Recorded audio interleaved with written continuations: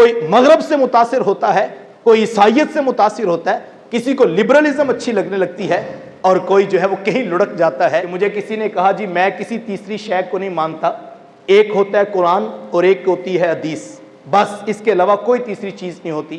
میں کہ تیسرا وہ شخص ہوتا ہے جو بتاتا ہے بیٹا ایک ہوتا ہے قرآن اور ایک ہوتی ہے حدیث۔ تو میں کہ اس کا نام آپ کوئی بھی رکھ لیں، آپ اس کو ڈاکٹر کہہ لیں، آپ اس کو مرشد کہہ لیں، پیر صاحب کہہ لیں، آپ اس کو حضرت صاحب کہہ لیں، شیخ الحدیث کہہ لیں، مفتی صاحب کہہ لیں، آپ جو مرضی نام دے لیں، نام سے فرق نہیں پڑتا۔ مجھے کوئی اعتراض نہیں آپ انجینئر صاحب بھی کہہ لیں، مجھے کوئی اعتراض نہیں آپ انجینئر صاحب بھی کہہ لیں۔ جو کہتا ہے میں کسی کو نہیں مانتا، وہ بھی کسی کو مان کے کہتا ہے میں کسی کو نہیں مانتا۔ ہمیں دین نیا نہیں لینا، دین وہی اچھا ہے جو داتا گنج بخش علی حجویری لے کر آئے ہیں، دین وہی اچھا ہے جو خواجہ معین الدین چشتی اجمیری لے کر آئے۔ تم نے خود ہی تو زمین میں انسانوں کے سر بوئے ہیں، اب فصل خون اگلتی ہے تو شکوہ کیسا۔ ہماری حالت یہ ہے۔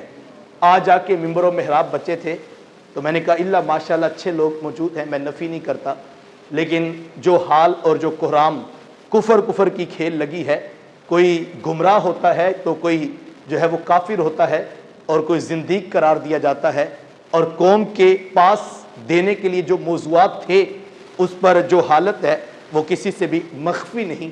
قوم کی ضرورت کیا تھی اور ممبر و محراب سے کیا دیا جا رہا ہے، یہ ایک الگ تلخ دکھڑا ہے۔ کسی مفکر نے یہ تحقیق نہیں کی کہ اگر آپ کے بچے برانڈڈ کپڑے پہنیں گے تو ان کی زبان پہ سچ نافذ ہو جائے گا۔ کسی نے یہ نہیں کہا کہ بڑے سائز کا پیزا ویکلی آپ کھلا دیں تو آپ کے بچوں کی آنکھوں میں حیا پیدا ہو جائے گی۔ یہ کسی نے نہیں کہا آپ 2 کنال کے بنگلے میں رہائش رکھیں تو آپ کے بچوں کی تنہائیاں پاک ہو جائیں گی، آپ کے بیٹے کا موبائل یوزیج ٹھیک ہو جائے گا۔ ہمارے ایشوز کچھ اور ہیں۔ ہماری پریشانی یہ ہے کہ ہمارے بیٹے کے لہجے میں ادب کیوں نہیں، ہماری ٹینشن یہ ہے اس کی آنکھوں میں حیا کیوں نہیں، ہمارا مسئلہ یہ ہے کہ یہ نمازی کیوں نہیں، ہمارا ایشو یہ ہے کہ اس کی خلوت پاک کیوں نہیں۔ تو حضور والا میں نے کہا بڑے سائز کا پیزا کھانے سے آنکھوں میں حیا نہیں آتی، برانڈڈ کپڑے پہننے سے بچے کو پنجگانہ نماز کا نور نصیب نہیں ہوگا۔ یہ ساری چیزیں روح کی بیماریاں ہیں، اور روح کی بیماریوں کا علاج آکسفورڈ کے سلیبس میں نہیں ہے۔ روح کی بیماریوں کا علاج یا رب کے قرآن میں ہے یا محمد کی حدیث میں ہے۔ اگر ہم نے بچوں کو یہ نہیں دی ہے صاحب تو پھر وہ کیا کسی نے کہا تھا تم نے خود ہی تو زمین میں انسانوں کے سر بوئے ہیں، اب فصل خون اگلتی ہے تو شکوہ کیسا۔ جو بیج ڈالا ہے فصل اسی سے اگے گی۔ اس وقت کے جو حالات ہیں سخت تربیت کی ضرورت ہے، اور آنکھیں کھول کے جیے گئے۔ میں 2008 کی آپ کو بات سنا رہا ہوں، جب میں یونیورسٹی میں پڑھتا تھا 2008 کے اندر، یہ میری آخری بات ہے اور اس سے آپ بہت کچھ سیکھ سکتے ہیں۔ 2008 کے اندر ہمارے فارم ڈی کا سیشن تھا، اور اس میں ایک شخص نے ہمارے دوستوں کو کچھ انویٹیشن کارڈز دیے، اور وہ ڈیوو کے ٹکٹ سے اور ساتھ میں کچھ جو ہے وہ نقد رقم تھی، اور جمعے کا دن مختص تھا، اور ہمیں کہا گیا کہ فلاں شہر میں آپ سب یونیورسٹی کے کالج کے جو ہیں وہ اسٹوڈنٹس انوائٹڈ ہیں، اور آپ نے آنا ہے، ایک پروگرام اٹینڈ کرنا ہے، ڈیوو کے ٹکٹس بھی ہم آپ کو دیتے ہیں، کھانا بھی دوپہر کا وہاں ہوگا، اور ساتھ میں ہم آپ کو واپسی پہ کچھ رقم بھی دیں گے۔ تو جب یہ دعوت ملی تو ہم سب حیران تھے کہ یہ کون سا دور ہے کہ کوئی ٹکٹ بھی دے، کھانا بھی دے اور واپسی پہ پیسے بھی دے، آخر وجہ کیا ہے۔ تو میں تھوڑی سی تحقیق کی تو پتہ چلا کہ وہ ایک قادیانی کمپنی ہے جو یونیورسٹی کے نوجوانوں کو کسی عنوان پہ بلانا چاہتی ہے۔ تو جب میں نے آ کے صبح دوستوں کو بتایا کہ ہم تو یہ ٹکٹ نہیں لیں گے اور یہ اس طرح کا ان کا ایجنڈا ہے، آپ نیٹ کے اوپر سرچ کر سکتے ہیں، تو جب بات آگے بڑھی تو اس دعوت کے اوپر 3 طرح کے گروہ بن گئے، اور یہ 3 طرح کے گروہوں سے 3 تربیتیں سامنے آتی ہیں۔ ایک تو وہ گروہ تھا جس نے 2 ٹوک کہا کہ ہم اس دعوت میں نہیں جائیں گے، قادیانی ختم نبوت کے باغی ہیں، اور ہم گوارا نہیں کرتے کہ حضور کے باغیوں کا لقمہ ہمارے پیٹ سے نیچے اترے اور ہمارے حلق میں جائے، ہم اس کو گوارا نہیں کرتے۔ ایک گروہ تو وہ تھا۔ دوسرا گروہ وہ تھا کہ جس نے کہا کہ ہم نے تو صرف کھانا کھانا ہے، اتنا نیرو مائنڈڈ نہیں ہونا چاہیے، ہمارا عقیدہ کسی نے کوئی اچک تو نہیں لے جانا، تو کیا فرق پڑتا ہے کھانا کون سا قادیانیوں کا ہوتا ہے یا مسلمانوں کا ہوتا ہے؟ تو انٹرٹینمنٹ ہے، جانے میں حرج کیا ہے جناب، ہمیں تو جانا چاہیے۔ اور تیسرا گروہ وہ تھا جو فیصلہ ہی نہیں کر رہا تھا کہ ہمیں جانا چاہیے یا کہ نہیں جانا چاہیے۔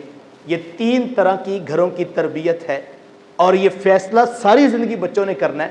بعض اوقات ہم بچپنے میں کچھ رولز اینڈ ریگولیشنز گھر کے بناتے ہیں۔ میرے ایک اسٹوڈنٹ تھے تو ان کے گھر کے بڑے اچھے اصول و ضوابط تھے کہ کوئی بندہ بھی اپنے روم میں جا کے موبائل استعمال نہیں کرے گا، جو پبلک ٹی وی لاؤنج ہے وہیں پہ بیٹھ کے سارے موبائل استعمال کریں گے، رات 9 بجے کے بعد گھر سے باہر کوئی نہیں جائے گا۔ چھوٹے چھوٹے اصول و ضوابط ہیں، یہ فزیکل بیریئرز ہیں حضور والا، جو ایک عمر تک آپ لگا سکتے ہیں۔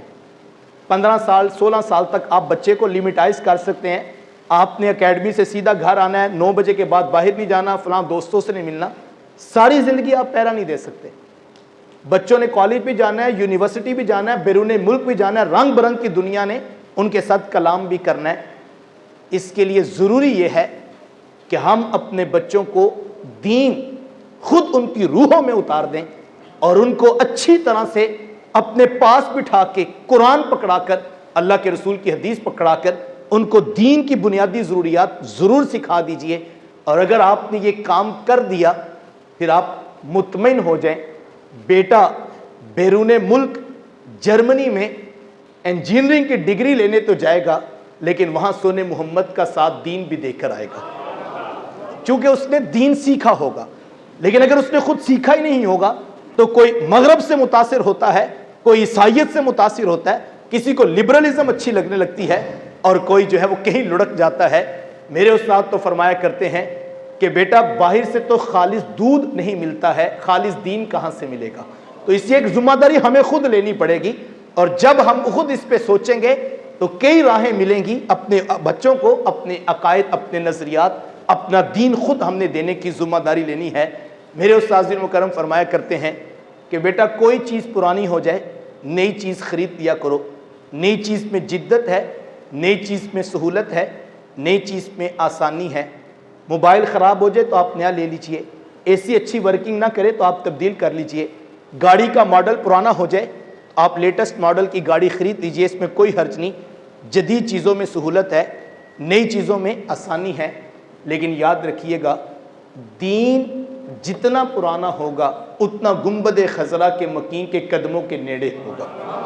ہمیں دین نیا نہیں لینا، دین وہی اچھا ہے جو داتا گنج بخش علی حجویری لے کر آئے ہیں، دین وہی اچھا ہے جو خواجہ معین الدین چشتی اجمیری لے کر آئے ہیں، جنہوں نے لاکھوں لوگوں کو کلمہ پڑھایا۔